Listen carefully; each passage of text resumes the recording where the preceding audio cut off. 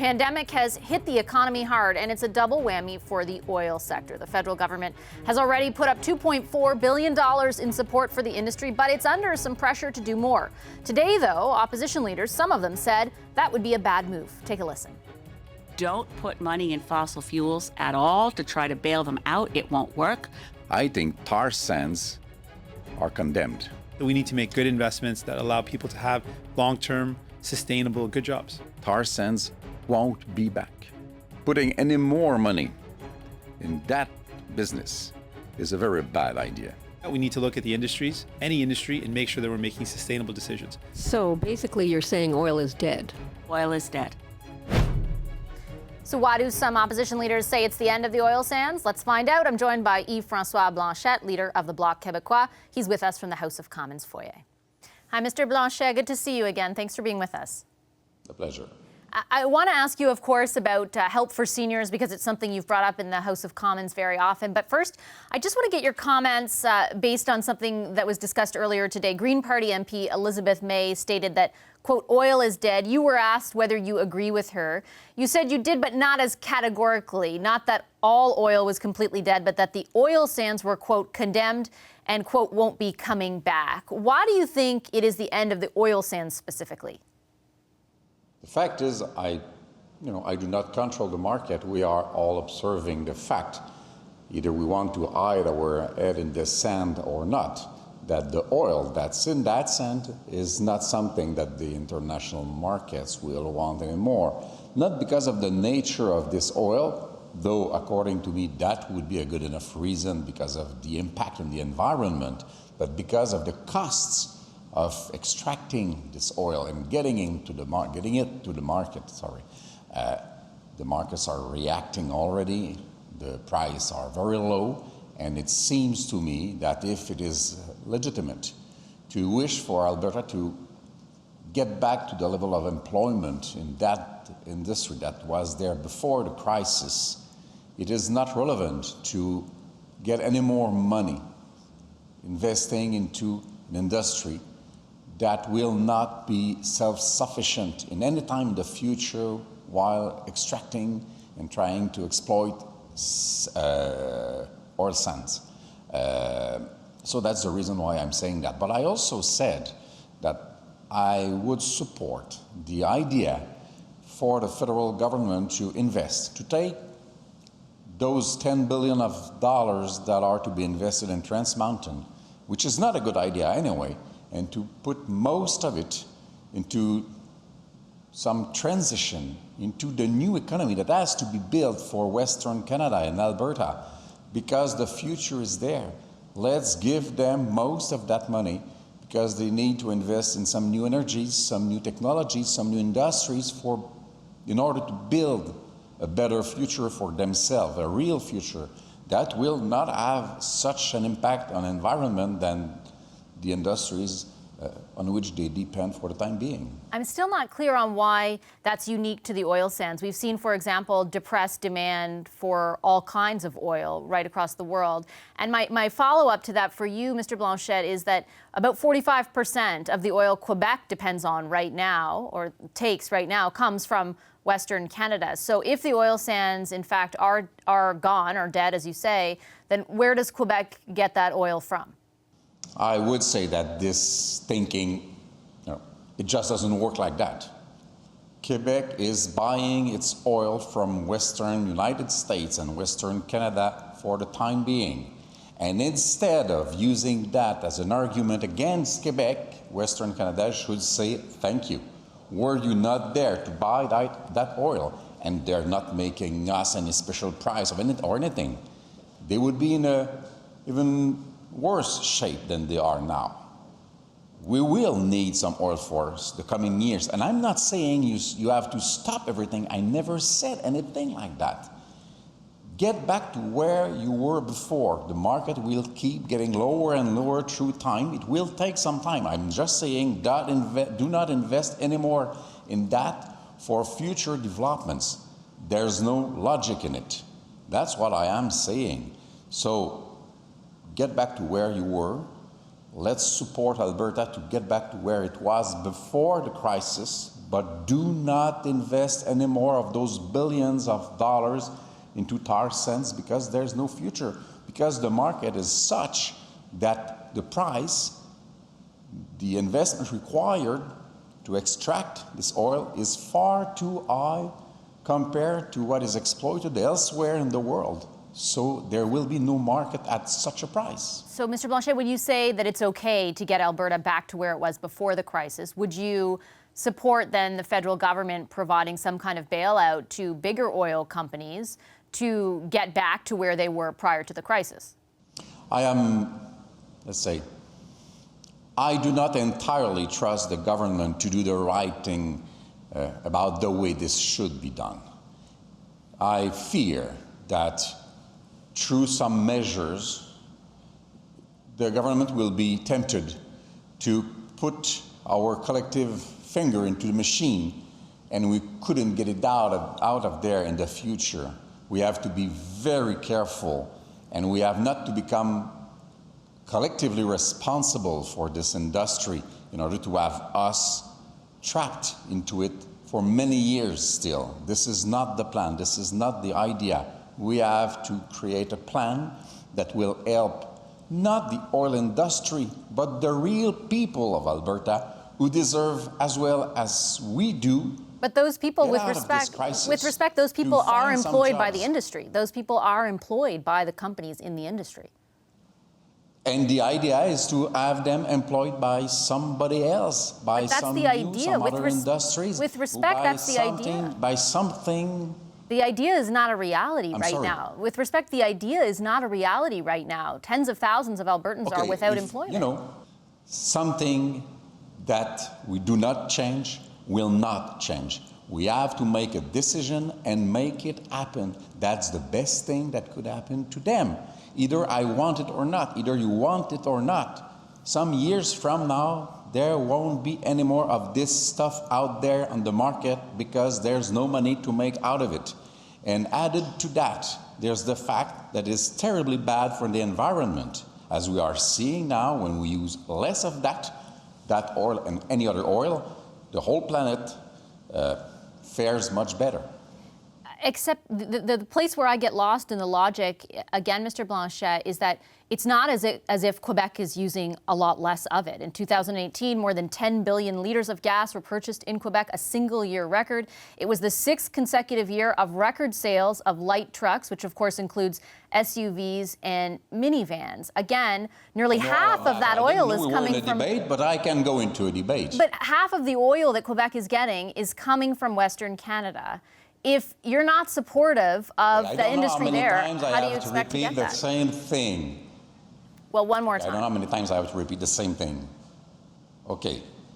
We get oil from Alberta. We pay for it.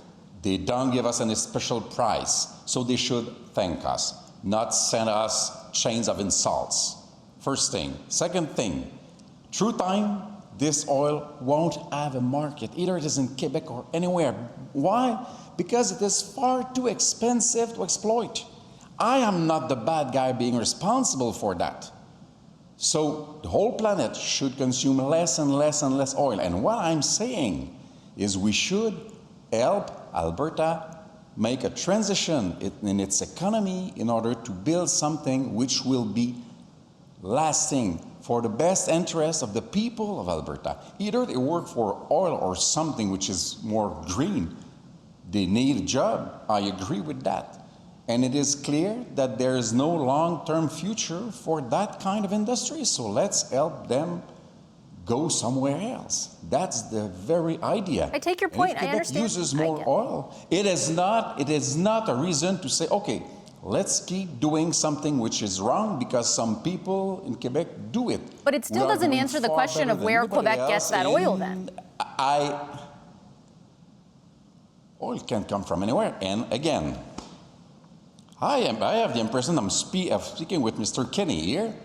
Again, we do not say that you should stop using oil coming from Alberta as it was before. I'm saying, and I repeat again, and I'm sure you understood the first time, that they should be invited to be back where they were before. which includes the fact that we presently buy large part of our oil from Western Canada. It seems quite clear to me. So there's no question about where we would take our own oil from. And we do not even expect some tanks, but there might be. So that's not a question. That's not even the beginning of a problem. With respect, Mr. Blanchet, it's my job to challenge the position that you're putting forward. On the subject of seniors, you've asked for more money from the federal government. We're anticipating an announcement later this week. What do you want to see specifically from the feds on that? First, I want something to happen rapidly. The Parliament stopped its normal work on March the 14th, if I remember well. Now we are on May the 6th, and not $1 has been given to the elders, the seniors of our society, the people who built the very prosperity on which we rely to fight the crisis. The pension they receive is less than half what is now being given to students in need. It is less than 1/3 of what is being given by the standard Canadian, I don't know what's the name of the program in English, urgency program for Canadians. So I believe that it is more than time that the most fragile people in our society, as well in terms of health and being threatened by this virus, as it is the case in terms of resources, of economic resources to support themselves, those who are the least supported by the government right now are those who are the most in need. So I think that it's been long enough since we've been asking for something to happen. It has to happen now. They keep saying in response to your questions that they, for example, have boosted the GST credit for low-income seniors in particular. I think it amounts to about $300 if you're single, maybe $600 if you're in a couple. Tell me, specifically, would you like to see something like that, but more money, or through an additional program, something like the students have got, for example, like an emergency benefit? No, it's the normal pension that's given to them on a monthly basis that should be improved. Well, our proposal is for $110 a month, which is something like $25 a week. And it has to be given to everybody who is 65 years old or older. The cost for such a measure for the whole Canada for 3 months would be $1 billion, which is much less than most of the measures that have been announced by the government so far in order to give people support in this time of crisis. Okay, I'll leave it there. Thank you, Mr. Blanchet. I appreciate your time as always. It's been a pleasure. Bloc Québécois leader Yves-François Blanchet from earlier on the show was talking about the future of the country's oil sands. Green Party MP Elizabeth May stated earlier today that, quote, oil is dead during a scrum where she was talking to reporters about industry bailouts or the potential for them. Mr. Blanchet is even more specific. He thinks there is no long-term future for Canada's oil sands, but he does think there should be some effort to get Alberta back to where it was pre-COVID-19 pandemic. So what exactly should the government do for the battered oil and gas industry, or for other industries that are seeking help at this time? Time for the power panel to weigh in Toronto. Amanda Alvaro, she is ready. Hi, of Pomp and Circumstance. Summa Strategies' Tim Powers is with us from Ottawa, and so is Kathleen Monk of Earnscliffe Strategy Group. Hey guys, great to see you. Hi. Why don't I start with you, Amanda?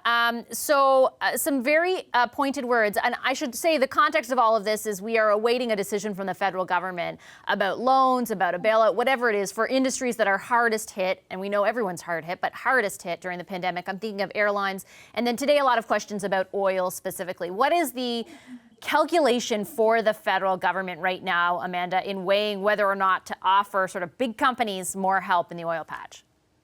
Well, I think part of it is kind of looking at the overall approach, because I think that there are some who are saying, listen, how are we going to deal with these sectors that are being truly ravaged, devastated by this virus? But it's hard to pick and choose amongst those sectors because virtually every sector has been hit. And one of the things the government obviously did was they sort of took a blanket approach, and that's where the Canadian Emergency Response Benefit comes in. It's where the wage subsidy comes in. It's where the loans for smaller businesses come in. But the reason why they did that was because they knew you have to take as big approach as possible, get as many companies under the tent as possible, and get as many Canadians back to work as possible. And so you're seeing with even bigger companies like in Air Canada, who were able to hire over 16,000 people that they had laid off because of the wage subsidy. Next, the government started looking at like sector by sector. Now, if we take a look at the airline sector, or if it's oil and gas with the $1.7 billion that went into orphan well cleanups to get 5,000 to 10,000 Albertans back to work. Tourism, meat plants are asking about retrofitting. So there will be now, I think, a stage-by-stage approach. And I think the Prime Minister said yesterday in his daily briefing that they'd be looking at some of those sectoral supports in the coming, certainly are looking at them now, but we'll be announcing more about them in the coming days. And coming days, yeah. My favorite saying of this entire pandemic, coming days. Tim, to Amanda's, sort of jump off where Amanda left off there. I mean, the sectoral support for oil that they've already offered, and they have put up big money for orphan well cleanup. The pressure is to do more, right? Because it's had this, the sector has been hit with a double whammy, and particularly what they want is liquidity for bigger companies. They've said that they are considering that.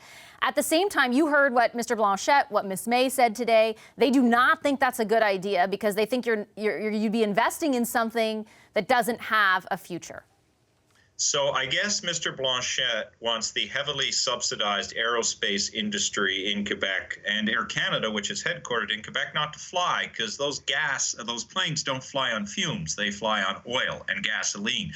I mean, it's a sadly predictable statement, and it's dumb. I know I'm not supposed to say bad things about other politicians now, but it's dumb. What industry, let's be honest, what industry don't we subsidize in Canada? So we're going to pick winners and losers that are politically convenient. Yes, we have to transition out of oil, but tell the people of Alberta, Saskatchewan, Newfoundland and Labrador, sorry, now's the time. You're going to enhance this economic crisis. And a point on Miss May. Miss May cited the cod fishery, that apparently the government closed the cod fishery. Fishermen closed the cod fishery because there were no codfish left. There's 173 billion barrels of oil that are left, including in her region, and many of them in her region, former region of Nova Scotia. So these are just stupid, politically opportune comments.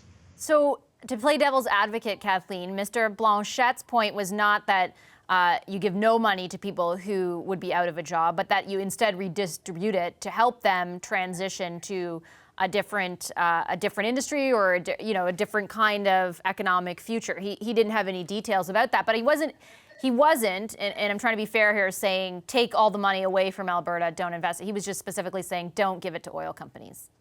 Yeah, and at least he mentioned the workers and the jobs, and he understood the need to help support those jobs. But listen, just to your first point, we've been waiting for days for a while. It was actually Morneau who came out on March 25th and said we could expect a oil and gas sector bailout within hours, if not days. We did see the orphan well announcement mid-April, but we're still left waiting to see what's going to happen. And I think that, what Ms. May and potentially Mr. Blanchet forget is that actually oil and gas represents a large part of our GDP, around 5 to 6%. It's our top export. It represents around almost over 500,000 highly paid, skilled, unionized jobs in Canada. And so it's a big sector just to brush off. And so I think that what we need to see is what actually the government's going to roll out in the next few days. I mean, there's an opportunity there, right, to use any support that goes to the industry, particularly the oil and gas industry, to actually encourage change, right? So to actually look to supporting and catalyzing the change that we need in that industry. So yes, look for those companies that are having lower GHG emissions, those companies that have longer longevity in terms of their wells and that will last longer and provide longer term employment in the region. Also, one thing that I think everyone should be a bit more conscious of, as we've seen the scares in terms of access to certain things like PPE in the last few weeks and the need to have security of supply domestically for some of these critically things, I think it's also important to think the Canadians need to focus on security of supply also for this resource and to ensure that we have access to not only pull it out of the ground, as Tim had mentioned, but also refine it and use it for our domestic use.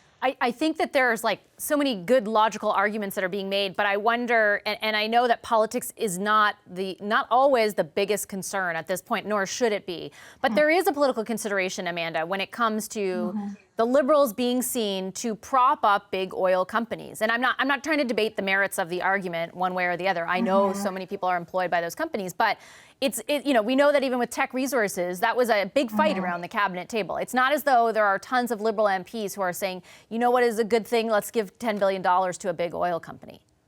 I mean, I think that if there's any political calculation at play, it's about jobs, period. It's about keeping Canadians employed, period. I mean, now is not the time to be looking at, widespread, dollar funnels into big companies, but about making sure that Canadians are employed on the back end of that. And I think language really matters. And that's why, I hear a lot of what Kathleen's saying, and I agree with it, especially around diversification and those long-term plans and how do we move more toward renewables and a greener economy. But right now, today, when our leaders of parties make public declarations to say things like industries are dead, there are people behind those sectors, behind those industries, real people with real jobs who are worried about their real families and mouths to feed. And you have to be very careful about making these declarations that something is dead. I think that when people are, very fearful and concerned about their livelihoods, that's not the kind of language you want to be using. So yes, well, you look at Alberta's economy and you consider maybe this is a time to be thinking about diversification, especially because we have no control over oil prices and foreign governments are in control of oil prices. And this isn't a problem that just occurred yesterday.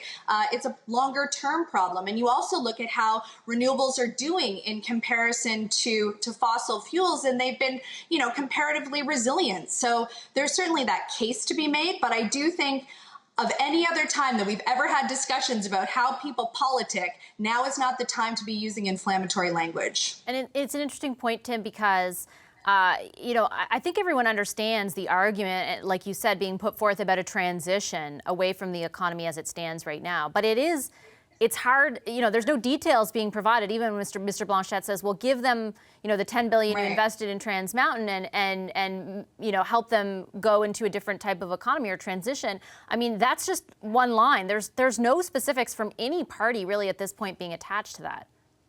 Because nobody knows what the specifics need to be to manage the entire economic ecosystem, and that's the bigger issue, right? Like, it's easy you're talking about politics. Mr. Blanchet gets elected in Quebec. He doesn't matter what about Alberta and Newfoundland and Labrador to him. This will play well in Quebec and in some of the areas in which she gets elected. The same with Miss Day. She has Western seats, one in New Brunswick, none in Atlantic Canada.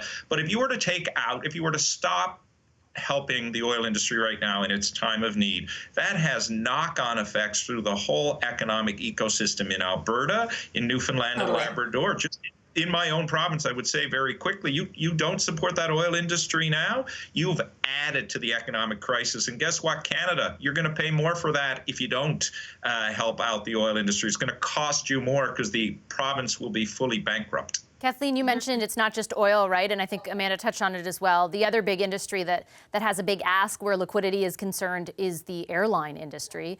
We saw Air Canada post a $1 billion, I think it was, loss in the last quarter, talk about the next 3 years that they say that they're going to be facing issues. It's interesting, though, because when I post about that or when I talk about that, I get a lot of response from viewers who are not necessarily enthused about the federal government bailing out. And I know it depends on the context, and it certainly will. The devil will be in the details. But the idea of handing big corporations money with few strings attached.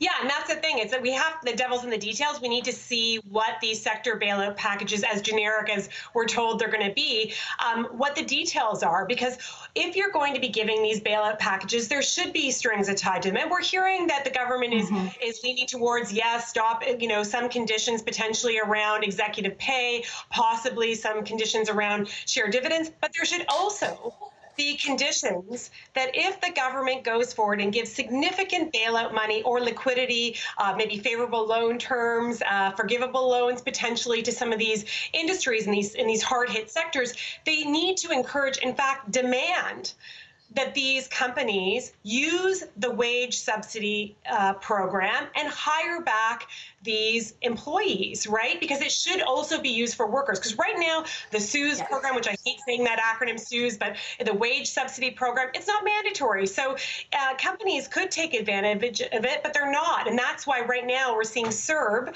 the Canadian Emergency Relief Benefit, is oversubscribed, and the wage subsidy is undersubscribed because companies aren't actually, not all of them, some of them are, but not all are stepping up and maintaining that connection with their worker. And so part of the sectoral package relief that I would like to see is some direct ties on that some of this money also goes specifically to workers and those ties remain. That's an interesting point, Amanda. I mean, the CERB, I think as the latest stats showed, 7 million unique applicants, 7.5 million nearly unique applicants. At the same time, a few days ago, Minister Duclos told us that at least 1.7 million Canadians would be covered by the wage subsidy. I can't remember the exact number of businesses that had so far been approved, but there are some big companies who, WestJet, Air Canada, they said that they are going to use that wage subsidy. We have an interview coming up with a smaller airline, Flair Airlines. They've hired back all their employees at full wages using the wage subsidy, but they're also hoping to qualify for extra liquidity, extra money from the federal government. Do you think the two should be linked? I do, and I agree a lot with what Kathleen said. And I think that I think that companies have been responsive. And again, I think it's irresponsible to suggest that in a widespread way, companies haven't been responsible. When you look at Air Canada, they used the wage subsidy. They hired back 16,500 employees.